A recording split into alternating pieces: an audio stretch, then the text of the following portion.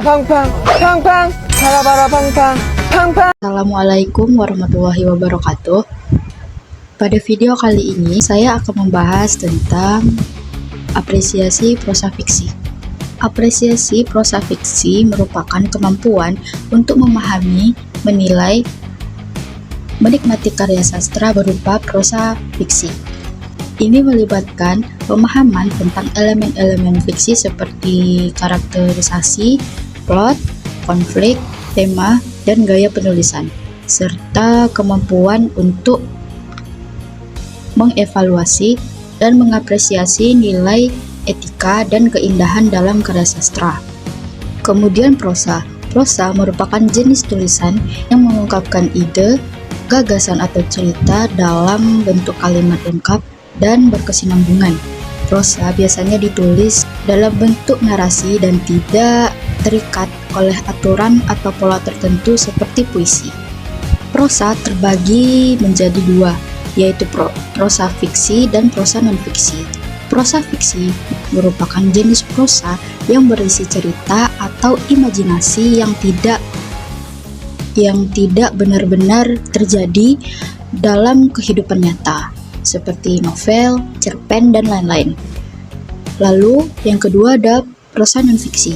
Prosa non-fiksi merupakan jenis prosa yang berisi informasi atau kejadian nyata yang benar-benar terjadi dalam kehidupan nyata, seperti artikel, biografi, laporan, dan lain-lain. Lalu ada prosa fiksi terbagi menjadi dua, ada prosa fiksi pendek dan prosa fiksi panjang. Prosa fiksi pendek biasanya berupa cerpen atau novel pendek yang panjangnya tidak lebih dari 10.000 kata. Yang kedua ada prosa fiksi panjang, biasanya berupa novel yang memiliki jumlah kata lebih dari 10.000 kata. Kedua jenis prosa ini memiliki tujuan yang sama, yaitu agar pembaca masuk ke dalam cerita akan sang penulis dan mengalami perjalanan bersama tokoh-tokoh di dalamnya. Selanjutnya, Sutarji Kalzumbahri menyebutkan ada 4 penyakit dalam cerpen. Yang pertama ada abstraksi. Ide, filsafat, sistem moral merupakan hal abstrak yang dikonkretkan, dihidupkan dengan peristiwa momen dan karakter. Lalu, kurangnya disiplin menulis, kurang mempertimbangkan dengan cermat cara penyampaian atau style. Kemudian, ada kecenderungan ingin merangkum terlalu banyak ide, hal, peristiwa dalam sebuah cerita pendek.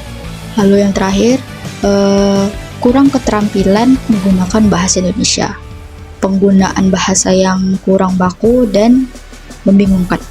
Menurut saya pada cerita pendek Hujan Menulis Ayam karya Sutarji ini, beliau menghadapi kesulitan saat menemukan kata-kata karena ia tidak menemukan kata-kata yang kurang tepat untuk menggambarkan keindahan alam sekitarnya. Meski begitu, ia tetap berusaha menulis dengan lancar dan menghasilkan tulisan yang indah. Dalam cerpen ini juga Sutarji menekankan betapa pentingnya memiliki imajinasi yang kuat dan terus berusaha untuk mengejar mimpi kita.